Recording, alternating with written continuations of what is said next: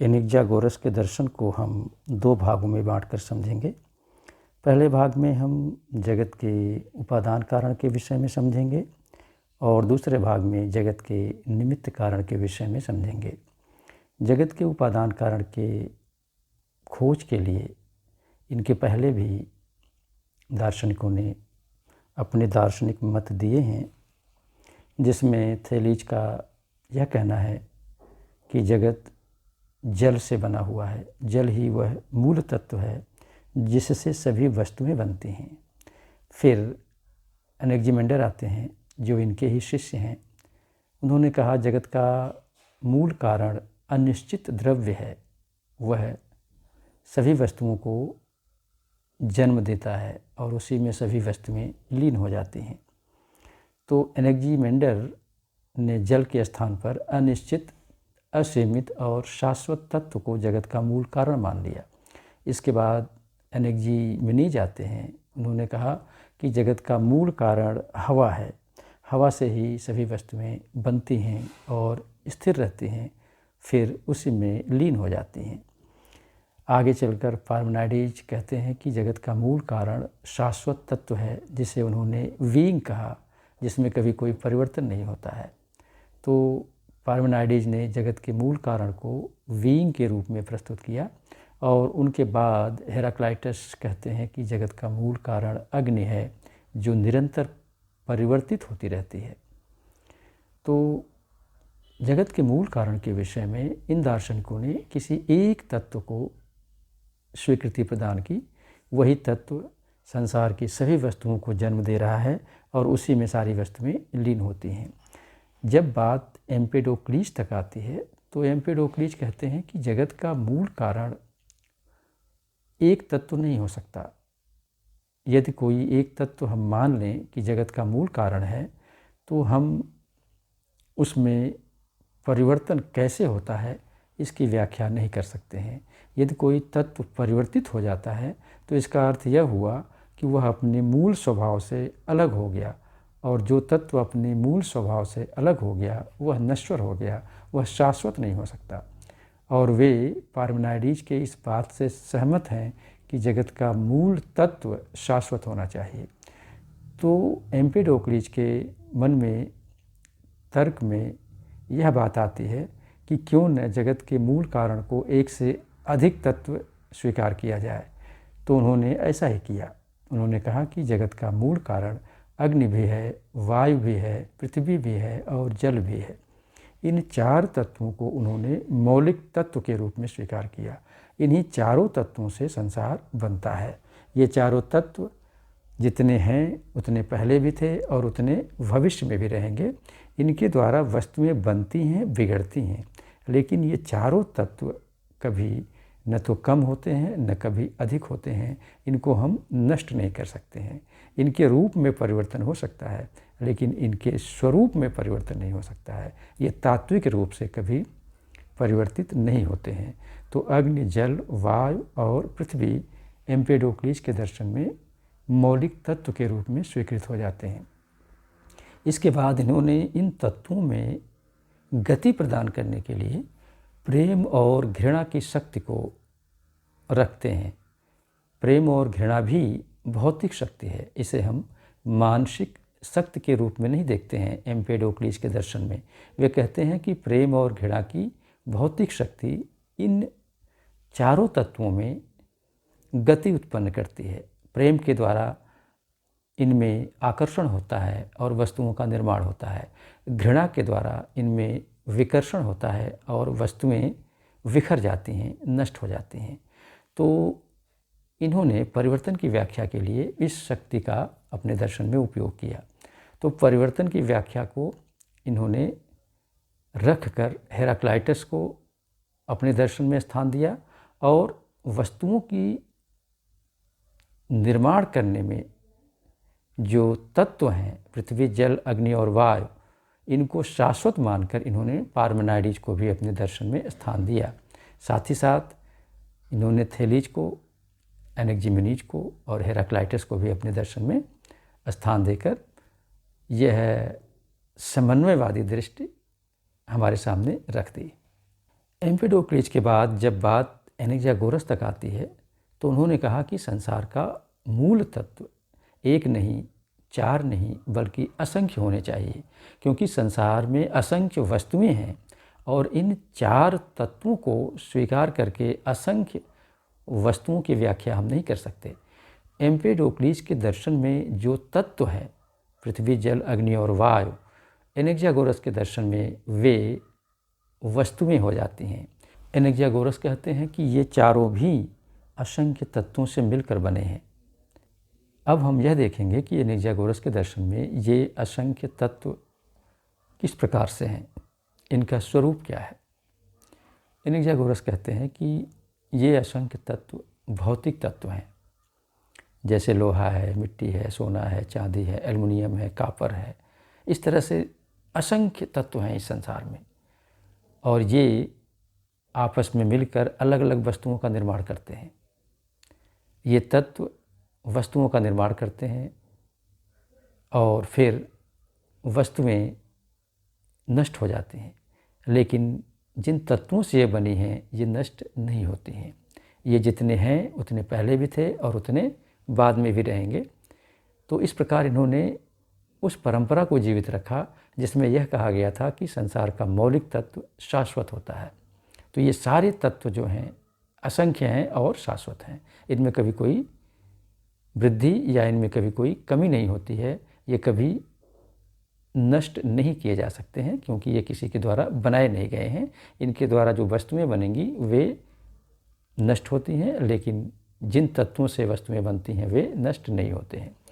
तो एनेक्सागोरस ने संसार के मौलिक तत्वों को असंख्य बताया, भौतिक बताया, और उन्होंने कहा कि ये मौलिक तत्व विभाज्य हैं, इनको हम तोड़ सकते हैं लेकिन नष्ट नहीं कर सकते हैं। इनको हम अनंत रूप तक तोड़ सकते हैं। यहाँ पर ध्यान रखने की बात है कि जब एनेक्सागोरस कहते हैं कि इन तत्वों को हम असंख्य खंडों में बांट सकते हैं, अर्थात अनंत विभाजन कर सकते हैं, तो इससे हम क्या अर्थ निकालें। इससे एनेक्सागोरस का यह अर्थ है कि किसी भी तत्व का, जैसे लोहा है, उसका कोई सूक्ष्मतम अंश हमको नहीं मिल सकता। सूक्ष्मतम अंश का मतलब ये हो गया कि अब इसके आगे यह तोड़ा नहीं जा सकता। एनेक्सागोरस कहते हैं कि कोई भी कितना भी सूक्ष्म अंश क्यों न हो, उसे हम तोड़ सकते हैं। कोई भी यह नहीं कह सकता कि हमने सबसे छोटा अंश प्राप्त कर लिया है। वे कहते हैं कि कोई सबसे छोटा अंश हो ही नहीं सकता है, क्योंकि तत्वों में अनंत विभाजन संभव है। यहाँ एक प्रश्न स्वाभाविक है, क्या किसी तत्व को हम अनंत रूप से तोड़ सकते हैं? एनेक्सागोरस के दर्शन में ऐसा ही कहा गया है कि किसी भी तत्व को हम असंख्य खंडों में बांट सकते हैं। कोई भी भौतिक तत्व चाहे कितना ही सूक्ष्म क्यों न हो, चाहे कितना ही छोटा क्यों न हो, वह स्थान घेरता है, और जो स्थान घेरता है उसका विभाजन किया जा सकता है। हम भले ही उसे विभाजित न कर सकें। ऐसी दशा में जो भी हमें सबसे छोटा टुकड़ा मिलता है उसे हम बीज कहेंगे। तो बीज किसी तत्व का वह छोटा टुकड़ा है जो हमें मिलता है। इसी छोटे टुकड़े से वह तत्व बनता है। जैसे लोहा है तो लोहा अपने बीजों से बना हुआ है, चांदी है तो चांदी अपने बीजों से बनी हुई है, कॉपर है, एल्युमिनियम है, कैल्शियम है, पत्थर है, मिट्टी है, प्लास्टिक है, ये सब अपने अपने बीजों से बनते हैं। अब ये बीज एनेक्सागोरस के दर्शन में ऐसे छोटे कण हैं जिसमें किसी तत्व की विशेष मात्रा होती है, सबसे अधिक मात्रा होती है, और अन्य तत्वों के बहुत थोड़े थोड़े अंश इसमें अवश्य रहते हैं। इसीलिए ये बीज हैं। बीज का अर्थ है कि किसी तत्व का वह छोटा सा अंश जिसमें उस तत्व की अधिकता है, और अन्य संसार में जितने भी तत्व हैं उसका भी थोड़ा सा अंश उसमें है। तो एनेक्सागोरस के दर्शन का बीज और डेमोक्रिटस के दर्शन का एटम, इन दोनों में अंतर हमें समझना होगा। एनेक्सागोरस के दर्शन में जो बीज हैं ये अति विभाज्य हैं, जिनका हम अनंत रूप से विभाजन कर सकते हैं, जबकि डेमोक्रिटस के दर्शन में एटम अंतिम रूप से विभाजित सूक्ष्म कण है जिसे हम अब विभाजित नहीं कर सकते। एक स्थान पर डेमोक्रिटस रुक जाते हैं और कहते हैं कि अब इससे छोटा एक कण नहीं हो सकता है, तो उन्होंने कह दिया यह एटम है। एटम का अर्थ है एटम अर्थात अनकटेबल, जो अब नहीं काटा जा सकता, अब नहीं तोड़ा जा सकता। तो एटम वह मौलिक तत्व है जिसमें किसी भी तत्व का शुद्ध रूप मिलता है, जबकि बीज वह छोटा टुकड़ा है किसी तत्व का जिसमें उस तत्व की बहुलता है, अधिकता है, लेकिन अन्य जितने भी तत्व हैं संसार में वे भी उसमें पाए जाएंगे और यह अंतिम रूप से विभाज्य अंश नहीं है, इसे हम विभाजित कर सकते हैं। यहाँ तक पहुँचने के बाद अब हम एनेक्सागोरस के दर्शन में संसार के उपादान कारण की कुछ विशेषताओं को समझते हैं, जिसमें पहली विशेषता यह है कि एनेक्सागोरस संसार के मूल तत्वों को असंख्य मानते हैं, इसलिए ये बहुतत्ववादी हो जाते हैं। दूसरी विशेषता यह है कि ये मूल तत्व जड़ हैं, मटेरियल हैं और अपने बीजों से बने हुए हैं। तीसरी विशेषता यह है कि ये बीज शुद्ध मौलिक तत्व नहीं होते, इनमें अपने तत्व के अतिरिक्त अन्य जितने भी तत्व संसार में हैं उनके भी थोड़े थोड़े अंश मिलते हैं। अगली विशेषता यह है कि ये बीज अनंत रूप से विभाजित होते हैं, इनका कोई भी अंतिम रूप हम नहीं प्राप्त कर सकते जिसे यह कहें कि यह सबसे छोटा रूप है, क्योंकि जो सबसे छोटा रूप हमने प्राप्त किया उसे भी विभाजित किया जा सकता है, क्योंकि भौतिक तत्व है और चाहे वह कितना ही छोटा क्यों न हो, स्थान घेरेगा और स्थान घेरेगा तो उसका विभाजन संभव है। अगली विशेषता यह है कि कोई भी तत्व शुद्ध मौलिक रूप में हमें नहीं मिलता है, हर तत्व मिश्रित रूप में ही उपलब्ध होगा। यह बात अलग है कि जो तत्व हमें मिलता है उसमें वह तत्व अधिक मात्रा में होता है, इसलिए उसका नाम हम विशेष कर देते हैं। जैसे लोहा है तो लोहे में लोहे का तत्व अधिक है, चांदी है तो चांदी का तत्व अधिक है, सोना है तो सोने का तत्व अधिक है, लेकिन वास्तव में सभी वस्तुओं में, सभी तत्वों में सभी तत्व थोड़े थोड़े मात्रा में मिलते हैं। तो एनेक्सागोरस के दर्शन में हमने उनके मूल तत्वों के विषय में समझा। इसे हम अब उदाहरण के द्वारा समझेंगे और यह देखेंगे कि कैसे एनेक्सागोरस ने इन सिद्धांतों को प्राप्त किया।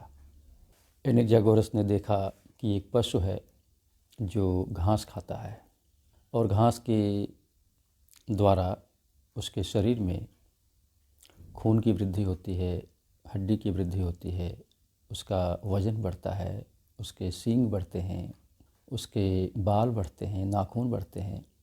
तो उन्होंने देखा कि चारे में कैल्शियम भी है, प्रोटीन भी है, आयरन भी है और साथ ही साथ उसके शरीर में जितने भी तत्व पाए गए वे सभी उसी घास से पाए गए। तो एनेक्सागोरस का निष्कर्ष है कि घास में हड्डी भी है, खून भी है, आयरन भी है, प्रोटीन भी है, मांस भी है। तो ये सारी चीज़ें उस घास में हैं, इसलिए इस पशु के शरीर में वे सारी चीज़ें पाई जा रही हैं। तो उनका यह कहना कि हर वस्तु में हर वस्तु है तार्किक रूप से सही है, क्योंकि यदि घास में कैल्शियम नहीं होती तो पशु की हड्डी नहीं बढ़ती, यदि घास में प्रोटीन नहीं होता तो पशु की सींग नहीं बढ़ती, नाखून नहीं बढ़ते, बाल नहीं बढ़ते। यहाँ पर पशु के शरीर में पाए जाने वाले सभी तत्व उस घास में उपलब्ध हैं। इस तर्क से एनेक्सागोरस कहना चाहते हैं कि संसार के जितने भी तत्व हैं उनमें अन्य सभी तत्वों के थोड़े थोड़े अंश निश्चित रूप से मिलेंगे। तो यहाँ पर हम एक प्रश्न उठा सकते हैं कि क्या लोहे को हम यह मान लें कि वह शुद्ध लोहा नहीं है, उसमें चांदी भी होगा, उसमें सोना भी होगा, उसमें कॉपर भी होगा। यदि एनेक्सागोरस की दृष्टि से देखें तो इसे मानना ही पड़ेगा, क्योंकि लोहे का बीज लोहे को बनाता है और बीज शुद्ध नहीं है, वह मौलिक नहीं है, उसमें संसार के अन्य तत्व हैं। तो हम कह सकते हैं कि लोहा शुद्ध मौलिक रूप में हम नहीं प्राप्त कर सकते हैं, लोहे में संसार के अन्य तत्व भी हैं। इसी तरह से सोने को भी हम शुद्ध सोना नहीं कह सकते हैं, सोने का बीज सोने को बनाता है और बीज में संसार के अन्य सभी तत्व हैं। इसलिए संसार का कोई भी तत्व शुद्ध मौलिक रूप में नहीं मिल सकता, और जब बीज शुद्ध मौलिक रूप में नहीं मिलते तो उससे बने हुए तत्व भी शुद्ध मौलिक रूप में नहीं मिल सकते हैं। तो निष्कर्ष यह निकलता है कि हर तत्व में हर तत्व का कुछ अंश है, इसलिए इन तत्वों से बनी वस्तुओं में भी हर वस्तु में हर वस्तु का कुछ न कुछ अंश है। तो एनेक्सागोरस के दर्शन को हमने यहाँ तक समझ लिया। अब यह समझना है कि यह सृष्टि शुरू कैसे होती है, इसका प्रारंभ कैसे होता है। तो एनेक्सागोरस कहते हैं कि ये तत्व शाश्वत हैं, ये कभी बनाए नहीं गए हैं, ये सदैव से हैं और सदैव बने रहेंगे। इसलिए सृष्टि के विषय में भी यह प्रश्न करना कि यह कब उत्पन्न होती है, यह तार्किक नहीं है, क्योंकि जब से ये तत्व हैं तब से सृष्टि है। लेकिन यदि हम मान भी लें कि सृष्टि का प्रारंभ होता है, तो एनेक्सागोरस कहते हैं प्रारंभ में सभी तत्वों के बीज, असंख्य बीज अव्यवस्थित रूप से इधर उधर बिखरे रहते हैं, और जब इनमें गति उत्पन्न होती है, रोटेशन होता है, तो ये सारे बीज जो एक जैसे हैं आपस में मिलने लगते हैं। चांदी का बीज चांदी से, सोने का बीज सोने से, लोहे का बीज लोहे से, कैल्शियम का बीज कैल्शियम से मिलने शुरू कर देते हैं, और इनका यह मिलन अलग अलग तत्वों का निर्माण करता है, और फिर ये तत्व मिलकर अलग अलग वस्तुओं का निर्माण करते हैं। तो एनेक्सागोरस के दर्शन में जो मिश्रित अव्यवस्था थी, अब वह मिल करके एक दूसरे से व्यवस्थित सृष्टि के रूप में आ जाते हैं। यहीं पर एनेक्सागोरस की दृष्टि में जड़ तत्वों के व्यवस्था, क्रम और उद्देश्यपूर्णता पर एक नई दिशा मिलती है। ये कहते हैं कि इन तत्वों में क्रम है, ये किसी नियम से मिल रहे हैं, ये अनाप शनाप तरीके से नहीं मिल रहे हैं, इनमें व्यवस्था भी है, साथ ही साथ इनका बंधना किसी उद्देश्य को भी प्रस्तुत करता है। तो यहाँ पर एनेक्सागोरस जड़ तत्वों में गति उत्पन्न करने वाले, व्यवस्था देने वाले और उन्हें उद्देश्यपूर्ण बनाने वाले किसी अन्य तत्व की ओर संकेत कर रहे हैं। उनका कहना है कि जो अन्य तत्व है वह नाउस है। नाउस एक मानसिक शक्ति है जो चैतन्य है और गतिशील है, साथ ही साथ वह भौतिक तत्वों से अलग है और सरलतम है, जिसका विभाजन नहीं हो सकता। यह नाउस ही संसार की वस्तुओं को व्यवस्थित, नियमित और उद्देश्य परक बना रही है। एनेक्सागोरस के दर्शन में नाउस के संबंध में हम अगले भाग में समझेंगे।